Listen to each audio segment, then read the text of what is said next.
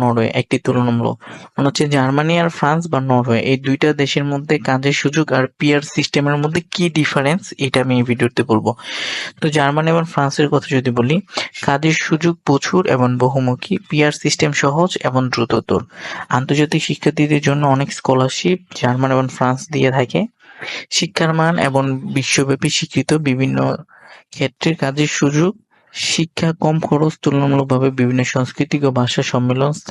স্থানীয়দের সাথে সহজে মিশতে পারা যায়, নিখুঁত জীবনযাত্রার মান, শিক্ষার পর বিভিন্ন কর্মসংস্থানের সুযোগ। এটা হচ্ছে জার্মানি ও ফ্রান্সের ক্ষেত্রে। এখন নরওয়ের ক্ষেত্রে যদি বলি, কাজের সুযোগ সীমিত এবং প্রতিযোগিতা তীব্র, পিয়ার সিস্টেম কঠিন এবং সময় সাপেক্ষে, শিক্ষার খরচ তুলনামূলকভাবে বেশি। যদি এই দুইটার সাথে কম্পেয়ার করি তাহলে আন্তর্জাতিক শিক্ষার্থীদের জন্য সীমিত স্কলারশিপ, স্বাধীনতা মানে হচ্ছে আপনি নরওয়ে থেকে